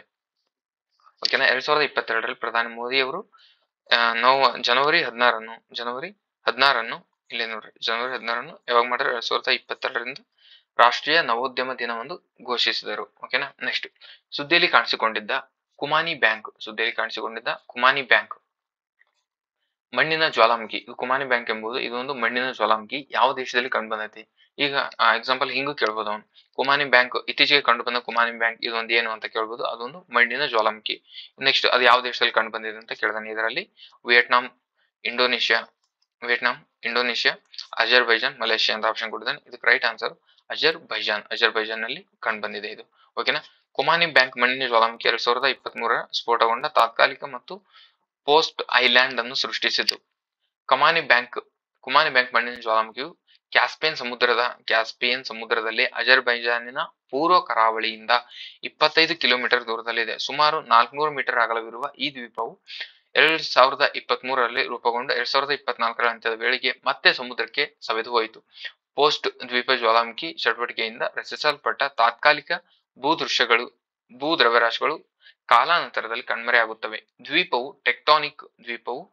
ಟೆಕ್ಟಾನಿಕ್ ಮತ್ತು ಪ್ರಕ್ರಿಯೆ ಮತ್ತು ಭೂಗತ ಒತ್ತಡ ಚಲನಶಾಸ್ತ್ರದ ಬಗ್ಗೆ ಭೌತಿಕ ಒಳನೋಟಗಳನ್ನು ಒದಗಿಸುತ್ತದೆ. ಇದು ಗ್ರಹಗಳ ಪರಿಶೋಧನೆಗಾಗಿ ಮಂಗಳ ಗ್ರಹದಲ್ಲಿ ಇದೇ ರೀತಿಯ ವೈಶಿಷ್ಟ್ಯಗಳ ಬಗ್ಗೆ ಸುಳಿವು ನೀಡುತ್ತದೆ. ಇದು ಈ ಪ್ರದೇಶದಲ್ಲಿ ಮೀಥೇನ್ ಇದು ಮತ್ತೆ ಜ್ವಾಲಾಮುಖಿ ಅಂತ ಬಂದ್ರೆ ನಿಮಗೆ ಏನ್ ಗೊತ್ತಾಗಬೇಕು? ಮೀಥೇನ್ ಮತ್ತು ಅನಿಲ ಹೊರಸೂಸುವಿಕೆ ಸಂಬಂಧಿಸಿದ ಮತ್ತು 300ಕ್ಕೂ ಹೆಚ್ಚು ಮಣ್ಣಿನ ಜ್ವಾಲಾಮುಖಿಗಳೊಂದಿಗೆ ಅಜರ್ಬೈಜಾನ್ನ ವಿಶಿಷ್ಟ ಭೂವೈಜ್ಞಾನಿಕ ಭೂದೃಶ್ಯವನ್ನು ಎತ್ತಿ ತೋರಿಸುತ್ತದೆ. ಓಕೆನಾ. ಮಣ್ಣಿನ ಜ್ವಾಲಾಮುಖಿ ಕಮಾನಿ ಬ್ಯಾಂಕ್ ಜ್ವಾಲಾಮುಖಿ ಇದು ಒಂದು ಮಣ್ಣಿನ ಜ್ವಾಲಾಮುಖಿ ಎಲ್ಲಿದೆ? ಅಜರ್ಬೈಜಾನ್ ನಲ್ಲಿದೆ. ಇದು ಕ್ಯಾಸ್ಪಿಯನ್ ಸಮುದ್ರದ ಹತ್ರ ಇದೆ ನೋಡ್ರಿ. ಓಕೆನಾ. ನೆಕ್ಸ್ಟ್, ಅಥ್ಲೆಟಿಕ್ಸ್ ಫೆಡರೇಷನ್ ಆಫ್ ಇಂಡಿಯಾದ ಹೊಸ ಅಧ್ಯಕ್ಷರಾಗಿ ಯಾರು ಆಯ್ಕೆಯಾಗಿದ್ದಾರೆ? ಅಥ್ಲೆಟಿಕ್ ಫೆಡರೇಷನ್ ಆಫ್ ಇಂಡಿಯಾದ ಹೊಸ ಅಧ್ಯಕ್ಷರಾಗಿ ವಿಕ್ರಮ್ ಸಿಂಗ್, ಸಂದೀಪ್ ಮೆಹ್ತಾ, ಬಹದ್ದೂರ್ ಸಿಂಗ್ ಸಾಗು, ಲಖನ್ ಬಿಶ್ತ್ ಅಂತ ಕೊಂಡ್ರೆ ಇದಕ್ಕೆ ಬಹದ್ದೂರ್ ಸಿಂಗ್ ಸಾಗು ಅವರು ಇದರ ಅಧ್ಯಕ್ಷರಾಗಿದ್ದಾರೆ. ಯಾವುದಕ್ಕೆ? Athletic federation of India AFI ಅಂತ ಬರುತ್ತಲ್ವಾ, ಇದ್ರದ್ದು athletic federation of India AIIF ಇದರ ಅಧ್ಯಕ್ಷರು ಯಾರಂತ ಅಂದ್ರೆ ಬಹದ್ದೂರ್ ಸಿಂಗ್ ಸಾಗು ಅವರು ಇದರ ಅಧ್ಯಕ್ಷರಾಗಿರ್ತಾರೆ. ಹೊಸ ಅಧ್ಯಕ್ಷರಿಗೆ ಆಯ್ಕೆಯಾದ ಸುಮಾರಿ ಲಾಲ್ ರವರು 2012ರಿಂದ 2024ರವರೆಗೆ ಒಂದು ದೇಶಕ್ಕೂ ಹೆಚ್ಚು ಕಾಲ ಅಧ್ಯಕ್ಷರಾಗಿ ಸೇವೆ ಸಲ್ಲಿಸಿದರು. ಇದು ಸ್ವಲ್ಪ ಅದರದ್ದು ಹಿಸ್ಟ್ರಿ ಇದೆ ಅಷ್ಟೇ. ಓಕೆನಾ. ಇಂಡಿಯನ್ ಓಪನ್ ಅನ್ನು ಬೇಡ. ನೆಕ್ಸ್ಟ್, ನಾಟರ್ಲ್ಯಾಂಡ್ ಎಂಬ ಪದವನ್ನು ಸೂಚಿಸುತ್ತದೆ. ನಾಟರ್ಲ್ಯಾಂಡ್ ಎಂಬ ಪದ ಏನನ್ನು ಸೂಚಿಸುತ್ತದೆ? ಇದು ರೀಸೆಂಟ್ ಆಗಿ ನಾಟರ್ಲ್ಯಾಂಡ್ ಎಂಬ ಪದವು ಸುದ್ದಿಯಲ್ಲಿತ್ತು. ಇದು ಏನನ್ನು ಸೂಚಿಸುತ್ತದೆ? ಸರ್ಕಾರ ಒತ್ತಡದ ಮೇಲೆ ಫಲವತ್ತಾದ ಕೃಷಿ ಅಥವಾ ಉತ್ಪಾದಕ ಬಳಕೆಗೆ ಹಂಚಿಕೆ ಮಾಡಲಾದ ಸರ್ಕಾರಿ ಸ್ವಾಮ್ಯದ ಬಂಜರು ಭೂಮಿ, ಸಂರಕ್ಷಣೆಗಾಗಿ ಗೊತ್ತುಪಡಿಸಿದ ಅರಣ್ಯ ಭೂಮಿ, ಖಾಸಗಿ ಒಡೆತನದ ಸಾಗುವಳಿ ಮಾಡದ ಭೂಮಿ. ಅಂದ್ರೆ ನಾಟರ್ ಲ್ಯಾಂಡ್ ಎಂಬುದು ಸರ್ಕಾರಿ ಸ್ವಾಮ್ಯದ ಬಂಜರು ಅಥವಾ ಪಾಳು ಭೂಮಿಯನ್ನು ಕೃಷಿ ಅಥವಾ ಉತ್ಪಾದಕ ಬಳಕೆಗಾಗಿ ಹಂಚಿಕೆ ಮಾಡಲಾಗುತ್ತದೆ. ಅದಕ್ಕೆ ಏನಂತಾರೆ ಅಂದ್ರೆ ನಾಟರ್ ಲ್ಯಾಂಡ್ ಅಂತ ಕರೀತಾರೆ. ಏನಂತಾರೆ ಅದಕ್ಕೆ? ನಾಟರ್ ಲ್ಯಾಂಡ್ ಅಥವಾ ನಾಟರ್ ಭೂಮಿ ಎಂದು ಕರೆಯುತ್ತಾರೆ ಇದಕ್ಕೆ. ಓಕೆನಾ. ಲಡಾಖ್ ನಲ್ಲಿರುವ ನಾಟರ್ ಭೂಮಿ ಇದು ಎಲ್ಲಿದೆ? ಲಡಾಖ್ ನಲ್ಲಿದೆ. ಲಡಾಖ್ ನಲ್ಲಿರುವ ನಾಟರ್ ಭೂಮಿ ಕ್ರಮಬದ್ಧಗೊಳಿಸುವ ಪ್ರಸ್ತಾವನೆಯನ್ನು ಕೇಂದ್ರ ಗೃಹ ವ್ಯವಹಾರ ಸಚಿವಾಲಯ ಸ್ಥಳೀಯರು ವರ್ಷಗಳಿಂದ ಬಳಸುತ್ತಿರುವ ಸರ್ಕಾರಿ ಪಾಳುಭೂಮಿ ಮಾಲೀಕತ್ವವನ್ನು ನೀಡುತ್ತದೆ. ನಾಟರ್ ಭೂಮಿ ಎಂದರೆ ಕೃಷಿ ಅಥವಾ ಉತ್ಪಾದಕ ಬಳಕೆಗಾಗಿ ಅಧಿಕೃತ ಅನುಮೋದನೆಯೊಂದಿಗೆ ಹಂಚಿಕೆಯಾದ ಬಂಜರು ಸರ್ಕಾರಿ. ಇದು 1932ರಲ್ಲಿ ಜಮ್ಮು ಮತ್ತು ಕಾಶ್ಮೀರದಲ್ಲಿ ಹರಿಸಿಂಗ್ ರವರ ಅಡಿಯಲ್ಲಿ ಹುಟ್ಟಿಕೊಂಡು ಮತ್ತು ನಂತರ 1968ರಲ್ಲಿ ಹಿಮಾಚಲ ಪ್ರದೇಶದಲ್ಲಿ ಅಳವಡಿಸಿಕೊಳ್ಳಲಾಯಿತು. ನೆಕ್ಸ್ಟ್ ಇದನ್ನ ಹಿಮಾಚಲ ಪ್ರದೇಶದಲ್ಲಿ ಅಳವಡಿಸಿಕೊಳ್ಳಲಾಗುತ್ತದೆ. ಓಕೆನಾ. ನೆಕ್ಸ್ಟ್, ನಾರ್ಡ್ ಸ್ಟ್ರೀಮ್ ಪೈಪ್ಲೈನ್ ಯಾವ ಸಮುದ್ರದ ಕೆಳಗೆ ನಿರ್ಮಿಸಲಾಗಿದೆ? ನಾರ್ಡ್ ಸ್ಟ್ರೀಮ್ ಪೈಪ್ಲೈನ್ ಇದೊಂದು ಪೈಪ್ಲೈನ್. ನಾರ್ಡ್ ಸ್ಟ್ರೀಮ್ ಪೈಪ್ಲೈನ್ ಈ ಪೈಪ್ಲೈನ್ ಯಾವ ಸಮುದ್ರದಲ್ಲಿದೆ? ಯಾವ ಸಮುದ್ರದ ಆಳದಲ್ಲಿದೆ ಅಂತ ಕೇಳಿದ್ರೆ ಕೆಂಪು ಸಮುದ್ರ, ಬಾಲ್ಟಿಕ್ ಸಮುದ್ರ, ಅರೇಬಿಕ್ ಸಮುದ್ರ. ಕೆಂಪು ಸಮುದ್ರ, ಬಾಲ್ಟಿಕ್ ಸಮುದ್ರ, ಕೆಂಪು, ಬಾಲ್ಟಿಕ್, ಅರೇಬಿಕ್, ಕಪ್ಪು ಸಮುದ್ರನ ಅಂತ ಕೇಳಿದ್ರೆ ಇದಕ್ಕೆ ರೈಟ್ ಆನ್ಸರ್ ಬಾಲ್ಟಿಕ್ ಸಮುದ್ರ. 2022ರ ನಾರ್ಡ್ ಸ್ಟ್ರೀಮ್ ಪೈಪ್ಲೈನ್ ಸ್ಫೋಟಗೊಂಡು ಇದುವರೆಗೆ ದಾಖಲಾದ ಅತಿ ದೊಡ್ಡ ಮಾನವ ಪ್ರೇರಿತ ಇದರಿಂದ ಮೀಥೇನ್ ಬಿಡುಗಡೆ ಆಗಿದೆ ಕಾರಣವಾಯಿತು ಎಂದು ವಿಶ್ವಸಂಸ್ಥೆ ಪರಿಸರ ಕಾರ್ಯಕ್ರಮ UNEP ಅವರು ಹೇಳಿದ್ದಾರೆ. ಹಾಗಾಗಿ ಇದು ಇಂಪಾರ್ಟೆಂಟ್. ಅಧ್ಯಯನ ಬಹಿರಂಗಪಡಿಸಿದೆ. ನಾರ್ಡ್ ಸ್ಟ್ರೀಮ್ ಬಾಲ್ಟಿಕ್ ಸಮುದ್ರದ ಅಡಿಯಲ್ಲಿ ಒಂದು ಪ್ರಮುಖ ನೈಸರ್ಗಿಕ ಅನಿಲ ಪೈಪ್ಲೈನ್ ಆಗಿದೆ. ಇದೊಂದು ಅನಿಲ ಪೈಪ್ಲೈನ್ ಆಗಿದ್ದು ರಷ್ಯಾದ ವೈಬೋರ್ಗ್ ಮತ್ತು ಜರ್ಮನಿಯ ಗ್ರೀಸ್ವಾಲ್ ಬಳಿಯ ಸಂಪರ್ಕಿಸ್ತದೆ. ಇದು ರಷ್ಯಾ ಮತ್ತು ಜರ್ಮನಿಯ ಮಿಡ್ಲ್ ಸಂಪರ್ಕಿಸ್ತದೆ. ಇದು ಬಾಲ್ಟಿಕ್ ಸಮುದ್ರದ ಅಂಡರ್ನಾಗೈತಿ. ನಾರ್ಡ್ ಸ್ಟ್ರೀಮ್ ಪೈಪ್ಲೈನ್ ಅಂತ ಕರೀತಾರೆ ಇದಕ್ಕೆ. ಓಕೆನಾ. ನೆಕ್ಸ್ಟ್, ಚಿಂಚೋಳಿ ವನ್ಯಜೀವಿ ಅಭಯಾರಣ್ಯ ಯಾವ ರಾಜ್ಯದಲ್ಲಿದೆ? ಒಡಿಶಾ, ಅಸ್ಸಾಂ, ಕರ್ನಾಟಕ, ಮಹಾರಾಷ್ಟ್ರ ಅಂತ ಕೇಳಿದ್ರೆ ಇದಕ್ಕೆ ರೈಟ್ ಆನ್ಸರ್ ಯಾವ್ದಂದ್ರೆ ಕರ್ನಾಟಕದಲ್ಲಿ ಚಿಂಚೋಳಿ ವನ್ಯಜೀವಿ ಅಭಯಾರಣ್ಯದಲ್ಲಿದೆ. ಇದು ಶಿರೇಬಿಕೇನಹಳ್ಳಿ ತಾಂಡದ ನಿವಾಸಿಗಳ ಸೂಕ್ಷ್ಮತೆಯ ಕಾರಣದಿಂದ ಸ್ಥಳಾಂತರಗೊಳ್ಳುವಿಕೆ ಅರಣ್ಯ ಇಲಾಖೆ ಒತ್ತಾಯಿಸಲಾಗುತ್ತಿದೆ. ಚಿಂಚೋಳಿ ವನ್ಯಜೀವಿ ಅಭಯಾರಣ್ಯವು ಉತ್ತರ ಕರ್ನಾಟಕದ ಕಲಬುರಗಿ ಜಿಲ್ಲೆಯಲ್ಲಿದೆ. ಓಕೆನಾ.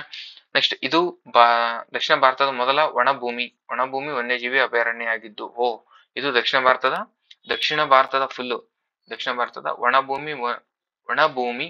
ಒಣಭೂ ವನ್ಯಜೀವಿ ಅಭಯಾರಣ್ಯ ಆಗೈತೆ ಅಂತ ನೋಡ್ರಿ ಇದು ಚಿಂಚೋಳಿ. ಓಕೆನಾ. ಇದು ಇಂಪಾರ್ಟೆಂಟ್. ನೆಕ್ಸ್ಟ್, ಇದನ್ನು ತೆಲಂಗಾಣ ಊಟಿ ಎಂದು ಕೂಡ ಕರೀತಾರೆ. ತೆಲಂಗಾಣದ ಊಟಿ ಯಾವ್ದಂದ್ರೆ ಚಿಂಚೋಳಿ. ತೆಲಂಗಾಣದ ಊಟಿ ಎಂದು ಕೂಡ ಕರೀತಾರೆ. ನೆಕ್ಸ್ಟ್, ಈ ಅಭಯಾರಣ್ಯವು ಚಂದ್ರಪಳ್ಳಿ ಅಭಯಾರಣ್ಯ ಮತ್ತು 4 ಸಣ್ಣ ಅಭಯಾರಣ್ಯಗಳಿಗೆ ನೆಲೆಯಾಗಿದೆ. ಇದು ಕಾಡಿನಲ್ಲಿ ವಾಸಿಸುವ ಸಂರಕ್ಷಿತ ಬುಡಕಟ್ಟು ಸಮುದಾಯದ ಲಂಬಾಣಿ ತಾಂಡಗಳಿಗೆ ಆಶ್ರಯ ನೀಡುತ್ತದೆ. ಓಕೆನಾ. ನೆಕ್ಸ್ಟ್, 33ನೇ ಕ್ವೆಶ್ಚನ್, ಪಲಾಮು ಹುಲಿ ಅಭಯಾರಣ್ಯವು ಯಾವ ರಾಜ್ಯದಲ್ಲಿದೆ? ಹುಲಿ ಅಭಯಾರಣ್ಯವು ಯಾವ ರಾಜ್ಯದಲ್ಲಿದೆ ಅಂತ ಕೇಳಿದಾನೆ. ಮಹಾರಾಷ್ಟ್ರ, ಕರ್ನಾಟಕ, ಬಿಹಾರ್, ಜಾರ್ಖಂಡ್ ಅಂತ ಕೇಳಿದ್ರೆ ಇದಕ್ಕೆ ರೈಟ್ ಆನ್ಸರ್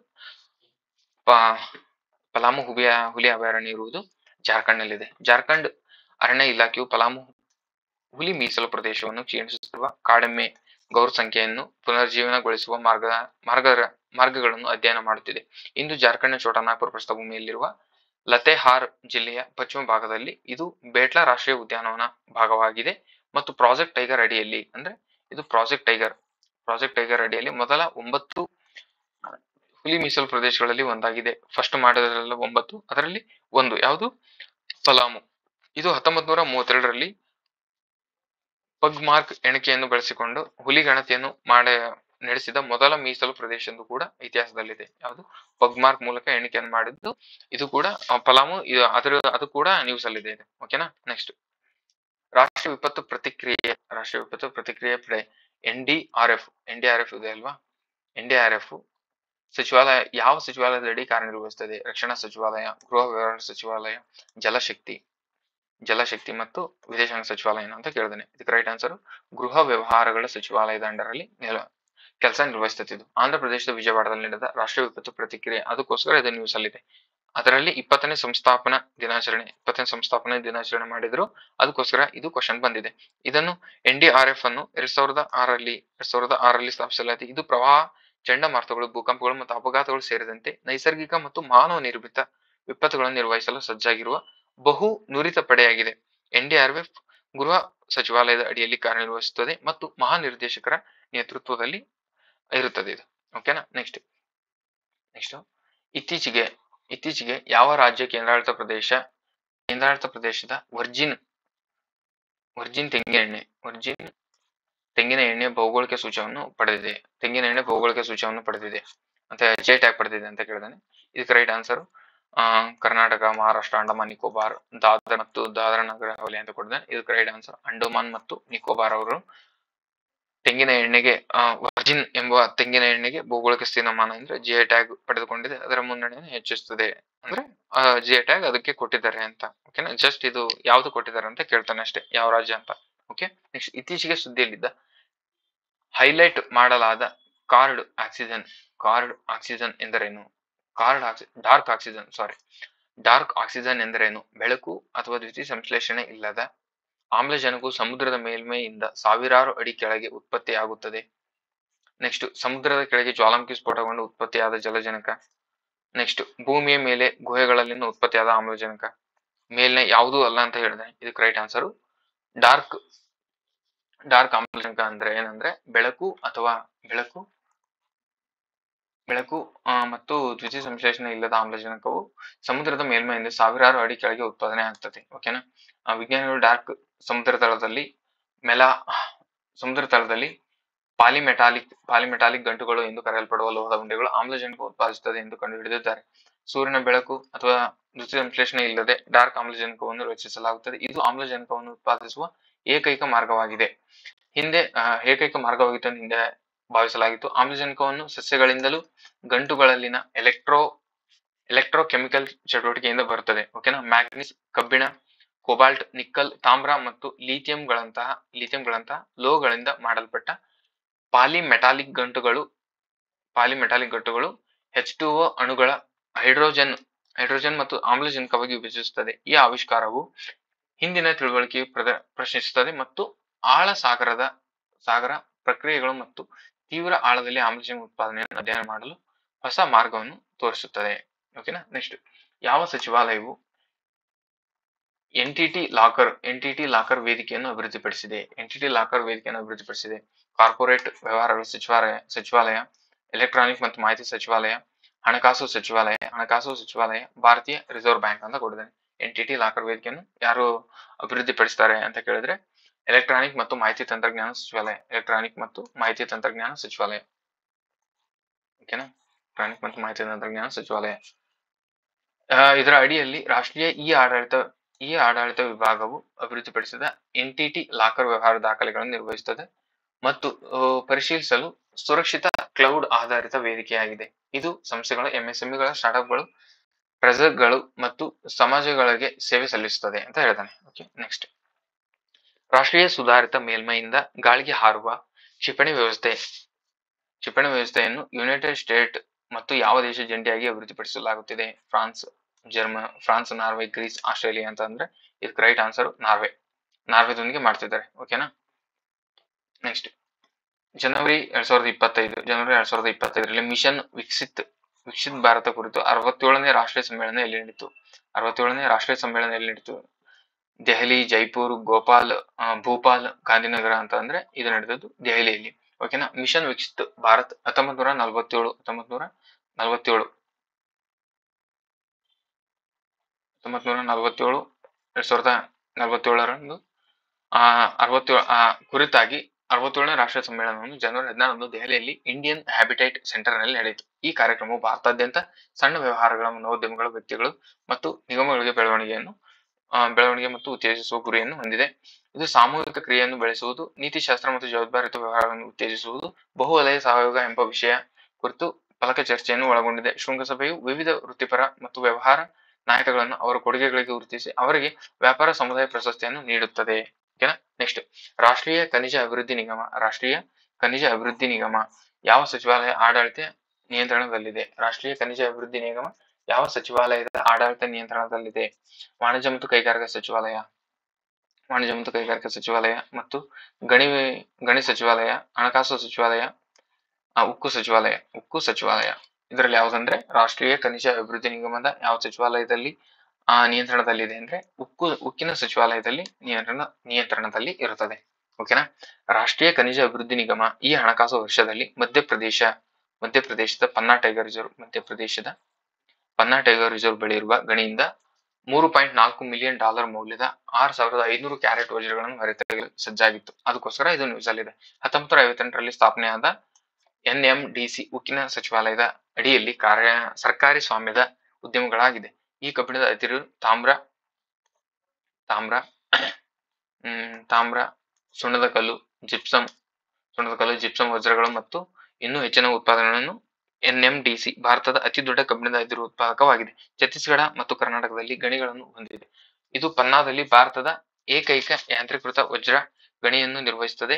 NMDCಯ ಗಣಿಗಾರಿಕೆ ಸಂಕೀರ್ಣವನ್ನು ಭಾರತೀಯ ಗಣಿಗಳ ಬ್ಯೂರೋ 5 ಸ್ಟಾರ್ ರೇಟಿಂಗ್ ನೀಡಿದೆ.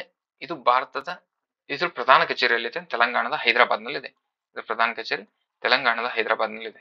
ಓಕೆ, ಇದು ಕೂಡ ಇಂಪಾರ್ಟೆಂಟ್. NMDCಯ ಪ್ರಧಾನ ಕಚೇರಿ ಅಂದ್ರೆ ರಾಷ್ಟ್ರೀಯ ಖನಿಜ ಅಭಿವೃದ್ಧಿ ನಿಗಮದ ಪ್ರಧಾನ ಕಚೇರಿ ತೆಲಂಗಾಣದಲ್ಲಿದೆ. ಓಕೆ, ನೆಕ್ಸ್ಟ್ ನಹರ್ಗಢ್ ವನ್ಯಜೀವಿ ಅಭಯಾರಣ್ಯ ಯಾವ ರಾಜ್ಯದಲ್ಲಿದೆ? ನಹರ್ಗಢ್ ವನ್ಯಜೀವಿ ಅಭಯಾರಣ್ಯ ಉತ್ತರ ಪ್ರದೇಶ್, ರಾಜಸ್ಥಾನ್, ಗುಜರಾತ್, ಕರ್ನಾಟಕ ಅಂತ ಅಂದ್ರೆ ನಹರ್ಗಢ್ ವನ್ಯಜೀವಿ ಅಭಯಾರಣ್ಯ ಇರುವುದು ರಾಜಸ್ಥಾನದಲ್ಲಿ ನಹರ್ಗಢ್ ವನ್ಯಜೀವಿ ಅಭಯಾರಣ್ಯ ಇದೆ. ಅರಣ್ಯ ಇಲಾಖೆ ಕಾನೂನು ಸಮಸ್ಯೆಗಳನ್ನು ಪರಿಹರಿಸಲು ನಹರ್ಗಢ್ ವನ್ಯಜೀವಿ ಅಭಯಾರಣ್ಯ ಗಡಿಗಳನ್ನು ಪರೀಕ್ಷಿಸಲು ಯೋಜಿಸಿದೆ. ಹಾಗಾಗಿ ಇದು ನ್ಯೂಸ್ ಅಲ್ಲಿ ಬಂದಿದೆ. ನಹರ್ಗಢ್ ವನ್ಯಜೀವಿ ಅಭಯಾರಣ್ಯವು ರಾಜಸ್ಥಾನದ ಜೈಪುರದಿಂದ 20 ಕಿಲೋಮೀಟರ್ ದೂರದಲ್ಲಿರುವ ಅರಾವಳಿ ಬೆಟ್ಟಗಳಲ್ಲಿದೆ. ಇದು 770 ಹೆಕ್ಟೇರ್ ವಿಸ್ತೀರ್ಣವನ್ನು ಹೊಂದಿದೆ. ಓಕೆ, ನೆಕ್ಸ್ಟ್ 2025ರ ಹಣಕಾಸಿನ ಆರೋಗ್ಯ ಸೂಚ್ಯಂಕವನ್ನು ಯಾವ ಸಂಸ್ಥೆ ಪ್ರಕಟಿಸಿದೆ? 2025ರ ಹಣಕಾಸು ಸೂಚ್ಯಂಕವನ್ನು ಯಾವ ಸಂಸ್ಥೆ ಪ್ರಕಟಿಸಿದೆ ಅಂದ್ರೆ ಭಾರತೀಯ ರಿಸರ್ವ್ ಬ್ಯಾಂಕ್, ಭಾರತೀಯ ಭದ್ರತಾ ಪತ್ರಗಳ ವಿನಿಮಯ ಮಂಡಳಿ, ನೀತಿ ಆಯೋಗ, ವಿಶ್ವ ಬ್ಯಾಂಕ್ ಅಂತ ಕೊಟ್ಟಿದ್ದೇನೆ. ಇದಕ್ಕೆ ರೈಟ್ ಆನ್ಸರ್ ಯಾವ್ದಂದ್ರೆ ವಿಶ್ವ ಹಣಕಾಸಿನ ಆರೋಗ್ಯ ಸೂಚ್ಯಂಕವನ್ನು ಪ್ರಕಟಿಸುವ ಸಂಸ್ಥೆ ನೀತಿ ಆಯೋಗ ಆಗಿರ್ತದೆ. ಓಕೆನಾ. ನೀತಿ ಆಯೋಗವು 2025ರ ಹಣಕಾಸು ಆರೋಗ್ಯ ಸೂಚ್ಯಂಕವನ್ನು ಪ್ರಕಟಿಸಿದೆ. ಇದು 5 ಉಪ ಸೂಚ್ಯಂಕಗಳನ್ನು ಒಳಗೊಂಡಿದೆ. 18 ಪ್ರಮುಖ ಭಾರತೀಯ ರಾಜ್ಯಗಳಲ್ಲಿ ಹಣಕಾಸು ಆರೋಗ್ಯವನ್ನು ನಿರ್ಣಯಿಸುತ್ತದೆ. ಎಷ್ಟು? 18 ಪ್ರಮುಖ ಭಾರತೀಯ ರಾಜ್ಯಗಳಲ್ಲಿ ಹಣಕಾಸು ಆರೋಗ್ಯವನ್ನು ನಿರ್ಣಯಿಸುತ್ತದೆ. ವೆಚ್ಚದ ಗುಣಮಟ್ಟ, ಆದಾಯ ಕ್ರೋಢೀಕರಣ, ಹಣಕಾಸು ವಿವೇಕ, ಸಾಲ ಸೂಚ್ಯಂಕ, ಸಾಲ ಸುಸ್ಥಿರತೆ, ಈ ತರ 5 ಸೂಚ್ಯಂಕಗಳಿಂದ ಮಾಡ್ತದೆ. ಒಡಿಸ್ಸಾದಲ್ಲಿ 67.8 ಅಂಕಗಳೊಂದಿಗೆ ಮೊದಲ ಸ್ಥಾನದಲ್ಲಿದೆ. ಓಕೆನಾ. ಛತ್ತೀಸ್ಗಢ 2ನೇ ಸ್ಥಾನ, 2, ಗೋವಾ 3. ಆದಾಯ ವೆಚ್ಚ ಮತ್ತು ಸಾಲ ನಿರ್ವಹಣೆ ಪ್ರಬಲ ಪ್ರದರ್ಶನ ನೀಡುವುದು ಶ್ರೇಷ್ಠರು ಅಂದರೆ ಪಂಜಾಬ್, ಆಂಧ್ರ ಪ್ರದೇಶ, ಪಶ್ಚಿಮ ಬಂಗಾಳ, ಕೇರಳ ಅತ್ಯಂತ ಕಳಪೆ ಪ್ರದೇಶದಲ್ಲಿ ಇದಾವೆ. ಓಕೆನಾ. ನೆಕ್ಸ್ಟ್ ಸುದ್ದಿಯಲ್ಲಿ ಕಂಡು ಬರುತ್ತಿದ್ದ ಪಂಗೌಸ್ ಪಾಸ್ ಅಂದರೇನು? ಪಂಗೌಸ್ ಪಾಸ್ ಯಾವ 2 ದೇಶಗಳ ನಡುವೆ ಇದೆ? ಪಂಗೌಸ್ ಪಾಸ್ ಇದೊಂದು ಪಾಸ್. ಪಂಗೌಸ್ ಅನ್ನೋದು ಒಂದು ಪಾಸ್.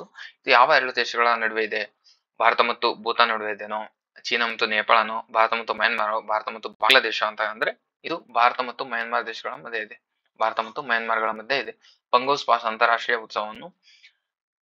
ಉತ್ಸವವನ್ನು ಇತ್ತೀಚೆಗೆ ಅರುಣಾಚಲ ಪ್ರದೇಶ ಪಂಗೋಸ್ನಲ್ಲಿ ನಾಂಗೋಪ್ ನಲ್ಲಿ ಆಚರಿಸಲಾಯಿತು. ಪಂಗೋಸ್ ಪಾಸ್ 3727 ಅಡಿ ಎತ್ತರದ ಭಾರತ ಮಯನ್ಮಾರ್ ಗಡಿಯಲ್ಲಿ ಪಕ್ಟೈ ಬೆಟ್ಟಗಳಲ್ಲಿ ಮಯನ್ಮಾರ್ ಅಲ್ಲಿ ಯಾವ್ದು ಮತ್ತೆ ಪಕ್ಟೈ ಬೆಟ್ಟಗಳು ಎಲ್ಲಿದಾವೆ ಅಂತ ಕೇಳ್ಬೋದು. ಮಯನ್ಮಾರ್ ಅಲ್ಲಿ ಇದು ಪಾಸ್ನಿಂದ 2 ಕಿಲೋಮೀಟರ್ ದೂರವಿರುವ ಬರ್ಮಿಸ್ ಹಳ್ಳಿಯಲ್ಲಿರುವ ಪಂಗೋಸ್ ಎಂದು ಹೆಸರು ಇಡಲಾಗಿದೆ. ಇದು ಅಸ್ಸಾಂನ ಬರ್ಮಾಗೆ ಸುಲಭವಾದ ಮಾರ್ಗವನ್ನು ಕಲ್ಪಿಸುತ್ತದೆ. ಐತಿಹಾಸಿಕವಾಗಿ ಇದು 13ನೇ ಶತಮಾನದ ಅಹೋಮ್ ಆಕ್ರಮಣದ ಮಾರ್ಗವಾಗಿತ್ತು ಮತ್ತು 2ನೇ ಮಹಾಯುದ್ಧದ ಸಮಯದಲ್ಲಿ ಚೀನಾಕ್ಕೆ ಮಾರ್ಗವನ್ನು ನಿರ್ಮಿಸುವ ಜನರಲ್ ಸಿಲ್ವೆಲ್ ರವರ ಪ್ರಯತ್ನದಲ್ಲಿ ಪ್ರಮುಖ ಆಚರಣೆಯಾಗಿ ಖ್ಯಾತಿಯನ್ನು ಗಳಿಸಿತು. ಲೇಕ್ ಆಫ್ ನೋ ರಿಟರ್ನ್ ಪಾಸ್ನಿಂದ ಗೋಚರಿಸಲಾಗುತ್ತದೆ. ಇದರ ಸವಾಲಿನ ಭೂಪ್ರದೇಶಕ್ಕಾಗಿ ಹೇಲ್ ಗೇಟ್ ಎಂದು ಕರೆಯಲಾಗುತ್ತದೆ. ಓಕೆನಾ. Next hell gate. ನೆಕ್ಸ್ಟ್ ಕೊರಗು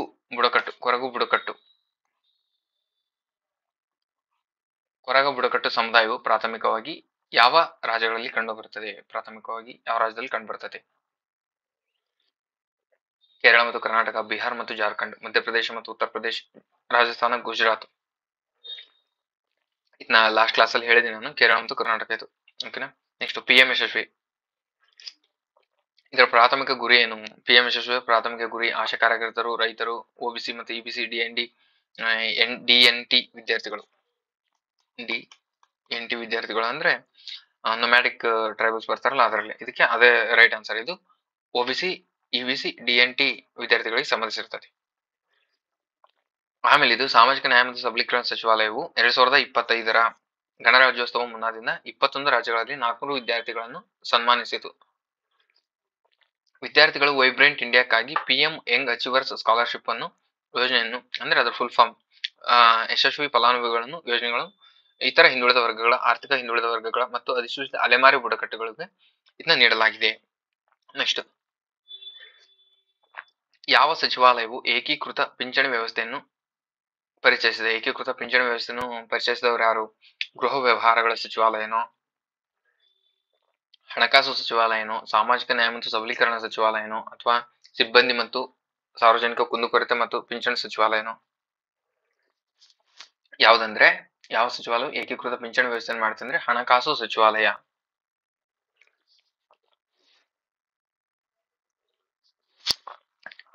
ಏಕೀಕೃತ ಪಿಂಚಣಿ ವ್ಯವಸ್ಥೆ ಕೇಂದ್ರ ಸರ್ಕಾರಿ ನೌಕರರಿಗೆ ಕೊಡುವ ಪಿಂಚಣಿ ವ್ಯವಸ್ಥೆ ಯೋಜನೆಯಾಗಿದ್ದು ಖಾತರಿಪಡಿಸಿದ ನಿವೃತ್ತಿ ಪ್ರಯೋಜನಗಳನ್ನು ನೀಡುತ್ತದೆ. ಇದು ಕೊನೆಯದಾಗಿ ಪಡೆದ ಮೊದಲ ವೇತನ 50% ಮಾಸಿಕ 50% ಮಾಸಿಕ ಪಿಂಚಣಿಯನ್ನು ಖಾತರಿಪಡಿಸುತ್ತದೆ. ಈ ಯೋಜನೆಯು ಏಪ್ರಿಲ್ 1, 2025ರಿಂದ ಕಾರ್ಯನಿರ್ವಹಿಸುತ್ತದೆ ಮತ್ತು ಪಿಂಚಣಿ ನಿಧಿ ನಿಯಂತ್ರಣ ಅಭಿವೃದ್ಧಿ ಪ್ರಾಧಿಕಾರ ದಿಂದ ನಿಯಂತ್ರಿಸಲ್ಪಡುತ್ತದೆ. ಆಗಸ್ಟ್ 24, 2024ರ ಕ್ಯಾಬಿನೆಟ್ ಅನುಮೋದಿಸಿದ UPSNEP ಮಾರುಕಟ್ಟೆ ಸಂಬಂಧಿಸಿದಂತೆ ಆದಾಯ ಕುರಿತ ಕಳವಳಗಳನ್ನು ಪರಿಹರಿಸುತ್ತದೆ. ಓಕೆ. ಡಿಜಿಟಲ್ ವಾಣಿಜ್ಯವನ್ನು ಅಳವಡಿಸಿಕೊಳ್ಳುವ ಸಣ್ಣ ವ್ಯವಹಾರಗಳಿಗೆ ಅಧಿಕಾರ ನೀಡಲು ಯಾವ ಸಚಿವಾಲಯವು MSME ಟೀಮ್ ಉಪಕ್ರಮವನ್ನು ಪ್ರಾರಂಭಿಸಿದೆ? MSME ಟೀಮ್ ಉಪಕ್ರಮ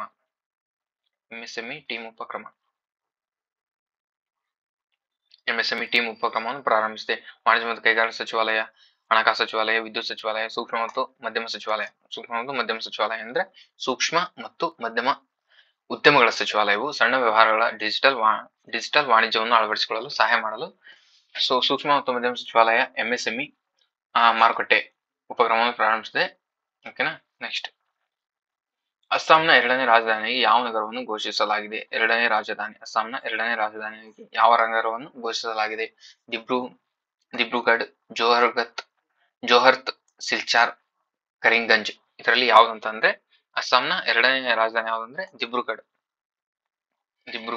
ಓಕೆನಾ. ಅಸ್ಸಾಂನ ಮುಖ್ಯಮಂತ್ರಿ ಹಿಮಂತ್ ಬಿಸ್ವಾ ಶರ್ಮಾ ಅವರು ದಿಬ್ರುಗಢ್ ಪೂರ್ಣ ಪ್ರಮಾಣದ ನಗರವನ್ನು ಮೇಲ್ದರ್ಜೆಗೇರಿಸುವುದು ಅಸ್ಸಾಂನ 2ನೇ ರಾಜಧಾನಿಯಾಗಿ ಕಾರ್ಯನಿರ್ವಹಿಸುತ್ತದೆ ಎಂದು ಘೋಷಿಸಿದರು. ಈ ನಿರ್ಧಾರವು ಈ ಪ್ರದೇಶಗಳಿಗೆ ಜೀವನದ ಸುಲಭತೆಯನ್ನು ಹೆಚ್ಚಿಸುವ ಮತ್ತು ಸಂಪರ್ಕವನ್ನು ಸುಧಾರಿಸುವ ಗುರಿಯನ್ನು ಹೊಂದಿದೆ.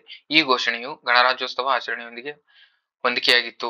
ಓಕೆನಾ. ನೆಕ್ಸ್ಟ್, 2025ರ ಜನವರಿಯಲ್ಲಿ ಪಶ್ಚಿಮ ಆಫ್ರಿಕಾದ ರಾಜ್ಯಗಳ ಆರ್ಥಿಕ ಸಮುದಾಯದಿಂದ ಯಾವ 3 ದೇಶಗಳು ಹಿಂದೆ ಸರಿದಿವೆ? ಆರ್ಥಿಕ ಸಮುದಾಯದಲ್ಲಿ ಯಾವ 3 ದೇಶಗಳು ಹಿಂದೆ ಸರಿದಿದ್ದಾವೆ ಅಂತ ಕೇಳಿದಾನೆ. ಓಕೆನಾ. ಇದರಲ್ಲಿ ನೈಜೀರಿಯಾ, ಘಾನಾ, ಟೋಗೋ ಅಥವಾ Senegal, Guinea, Liberia, Mali, Burkina Faso, Niger, Benin, Cote d'Ivoire, ಸಿಯೋನ್ ಅಂತ ಕೊಟ್ಟಿದ್ದಾನೆ. ಇದಕ್ಕೆ ರೈಟ್ ಆನ್ಸರ್ ಮಾಲಿ, ಬರ್ಕಿನ್ ಪಾಸೋ, ನೈಜರ್. ಓಕೆನಾ. ಇವು 3 ಹಿಂದೆ ಸರಿದಿದ್ದಾವೆ. ಓಕೆ. ನೆಕ್ಸ್ಟ್, ಇದು ಕೊನೆಯ ಪ್ರಶ್ನೆ.